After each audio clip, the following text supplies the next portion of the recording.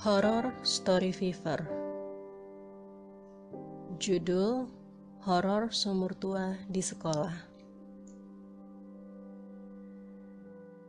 Saat ini Karin sedang bercerita kepada temannya bahwa Marcel memutuskan hubungan mereka. Sudahlah Rin, lupain aja cowok kayak gitu. Gak pantas juga kok buat kamu. Emang dasar dia aja playboy, ucap Nita membela temannya. Tapi Nit, dia itu pacar pertama aku. Aku udah terlanjur cinta sama dia. Kenapa sih dia tega banget sama aku? Ucap Karin. Terus, kamu mau ngemis-ngemis sama dia buat minta balikan? Tanya Nita dengan suara sangat serius. Enggak gitu juga sih Nit. Aku gak mau berbuat kayak gitu. Aku berharap dia yang minta balikan duluan sama aku. Jangan bodoh dong Rin. Kalau kamu masih mau terima cowok brengsek kayak gitu, kamunya yang bodoh. Jelas-jelas dia itu playboy, bajingan. Banyak cewek yang udah diperdaya sama dia. Termasuk si Andrea. Kamu tahu kan, Andrea saat ini gak sekolah lagi karena kabur dari rumahnya dan gak pulang-pulang. Dan itu semua karena dia, ucap Nita. Tapi kamu gak tahu nih rasanya. Marcel itu sangat romantis. Dan dia benar-benar tahu cara memperlakukan aku dengan baik. Tangisan Karin membuat Nita menjadi diam. Percuma bicara dengan orang yang lagi sakit hati, pikir Nita. Keesokan harinya, Karin datang lagi ke sekolah dengan mata bengkak dan sembab. Sepanjang malam, dia hanya menangisi Marcel di kamarnya. Bahkan Karin hampir tidak bisa makan dan minum. Tapi dia tetap memaksakan berangkat ke sekolah supaya dia dapat kesempatan bertemu dengan Marcel lagi.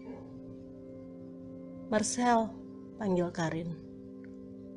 Hai Rin, kamu gak apa-apa? Sepertinya kamu kurang sehat. Tanya Marcel sambil tangannya memegang jidat Karin. Gak apa-apa sih Sel. Aku tuh cuma sedih. Aku gak bisa terima kalau kita tuh udah putus.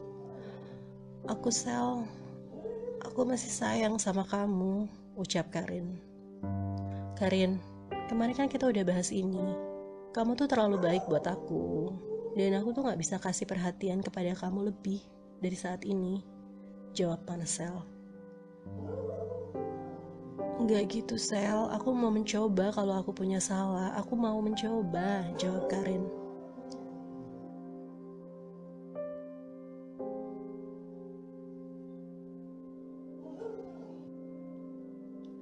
Tiba-tiba, Angela, adik kelas mereka, datang menghampiri Marcel. Gimana Sel? Kita jadi nonton kan siang ini? Ucap Angela manja. Jadi kok sayang, jawab Marcel sedikit kikuk di depan Karin. Jadi ini kan yang buat kamu putusin aku Sel, ucap Karin dengan suara yang kencang. Apa-apaan sih Rin, pelan-pelan aja, gak usah teriak-teriak, jawab Marcel. Emang bener ya Sel, kamu tuh brengsek. Betul yang Nita bilang, semua ini terjadi karena ada perempuan lain kan? Suara Karin tambah kencang. Iya, aku memang brengsek. Lalu Marcel pun meninggalkan Karin sendirian bersama Angela.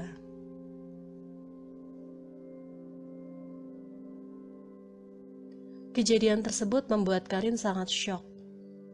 Dia pun membutuhkan waktu untuk menyendiri dan pergi menuju halaman belakang. Di sana Karin melihat ada sumur kecil.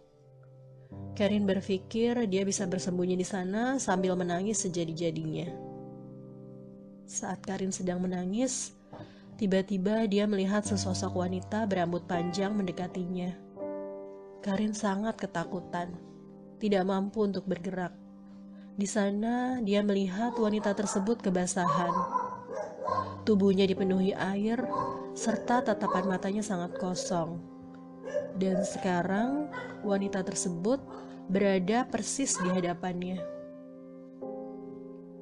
Dan sedetik itu Karin tidak sadarkan diri. Pak Halim, penjaga sekolah, menemukan Karin di sana. Dia segera membawa Karin ke ruang UKS dan menidurkan Karin di sana. Tapi tiba-tiba Karin berteriak kencang dan bangun dari tempat tidur. Dia berlari kencang menuju ke lapangan. "Brengsek, laki-laki brengsek!" teriak Karin sambil berlari-lari mengelilingi lapangan. Semua murid dan guru yang sedang belajar di kelas keluar seketika.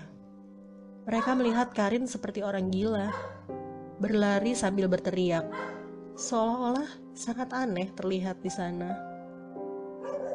Pak Halim, Pak Mul, guru olahraga, segera mengejar Karin dan berusaha untuk memegangnya. Tapi kekuatan Karin sangat besar. Sepertinya tenaga yang besar itu bukan datang dari diri Karin sendiri. Bahkan dia sanggup melempar kedua orang tersebut. Karin terus berteriak sekencang-kencangnya. Bahkan sekarang dia mulai menarik roknya ke atas, sehingga membuat celana dalamnya terlihat. Ini jelas sudah di luar kewajaran, dan Karin pun menjadi tontonan semua orang di sekolah. Melihat hal tersebut, Pak Mul akhirnya memanggil Pak Ustadz yang terdekat untuk datang. Pak Ustadz pun mendekati Karin dengan membacakan ayat-ayat kursi. Tiba-tiba Karin jatuh lunglai. Seketika itu juga Pak Mul, Pak Halim menggotong Karin ke UKS kembali. Ada sekitar setengah jam Karin tidak sadarkan diri. Pak Ustadz terus mendoakan Karin. Tiba-tiba mata Karin melotot dan mulai merintih kesakitan. "Panas, panas, hentikan!" ucap Karin. Tangan Karin menggenggam kasur dengan keras dan hampir membuat selimut yang berada di sana robek. "Apa yang kamu mau?" kata Pak Ustadz. "Keluar dari tubuh gadis ini," ucap Pak Ustadz lagi. "Tidak," teriak Karin. "Aku harus membalas dendam," teriaknya kembali. "Jangan dendam kamu gunakan ke gadis ini untuk membalasnya," jawab Pak Ustadz. "Marcel, aku mau dia," ucap Karin. Pak Ustadz mendekati ke arah Pak Mul. "Apa ada yang bernama Marcel di sekolah ini?"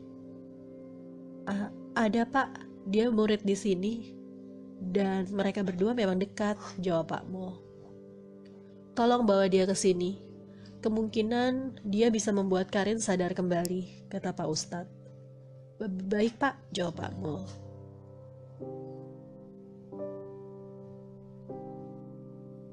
"15 menit kemudian, Pak Mul sudah datang bersama Marcel.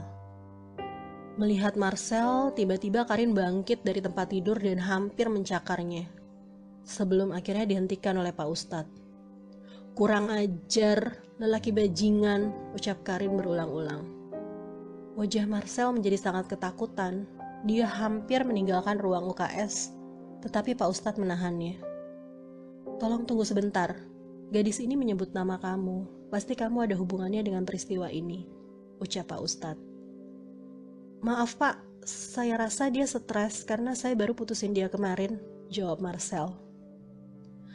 Tiba-tiba Karin mencekik Marcel dengan sekencang-kencangnya. "Kamu membunuh saya," ucap Karin kencang sekali. Membunuh? Apa maksudnya ini?" "Dasar, kamu pasti sudah gila," jawab Marcel terbata-bata. Pak Mul dan Pak Ustadz berusaha menarik tangan Karin dari leher Marcel. Tiba-tiba Karin kembali pingsan. Saat ini Karin melihat gambaran Marcel berada di halaman belakang dengan seorang gadis. Ya, gadis itu Andrea. Andrea menangis memohon untuk Marcel tidak meninggalkannya. Bahkan Andrea menahan Marcel untuk tidak menjauhi dia. "Aku hamil, Sel," ucap Andrea. "Apa? Kamu pasti udah gila. Ini pasti alasan kamu kan supaya aku gak tinggalin kamu," jawab Marcel. Tolong Sel, aku takut," jawab Andrea sambil memeluk tubuh Marcel sambil menangis. Kondisi hari itu sudah malam. Sekolah sudah sepi dan tidak ada orang. Tiba-tiba, Marcel mendorong Andrea dengan keras sehingga menyebabkan Andrea masuk ke dalam sumur di belakang sekolah. "Andrea!" teriak Marcel ketakutan. Tapi tidak ada suara yang menjawab sama sekali. Karena ketakutan Marcel, dia langsung mengambil mobilnya dan pulang ke rumah.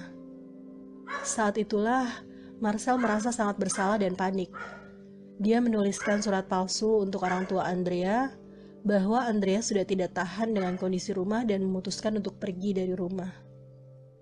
Itu kejadian sudah setahun yang lalu, dan perbuatan Marcel sama sekali tidak diketahui oleh siapapun. Tiba-tiba, Karin sadar dari pingsannya dan matanya pun terbuka. Karin melihat Marcel sangat ketakutan. Kamu bunuh Andrea, Sel," ucap Karin. "Apa maksudmu?" jawab Marcel. "Aku melihatnya, Sel. Andrea yang memberitahuku. Dia berada di dalam sumur dan meninggal dengan bayi yang dikandungnya. Dan itu semua akibat perbuatanmu, kan?" ucap Karin gemetar. Mendengar kata-kata Karin, Marcel langsung siap-siap melarikan diri. Tapi Pak Mul dan Pak Halim berhasil menahannya. "Baiklah, Karin, kamu sudah sadar. Bapak-bapak, coba kita periksa ke dalam sumur tua itu," kata Pak Ustadz. Setelah setengah jam lebih, Pak Halim ke bawah sumur yang cukup dalam. Akhirnya dia menemukan memang betul jasad Andrea berada di sana. Marcel pun ditangkap karena perbuatannya. Saat ini, Karin pun merasa Marcel memang orang paling brengsek dan tidak bertanggung jawab yang pernah ditemuinya. Dia bersyukur dengan kejadian tersebut.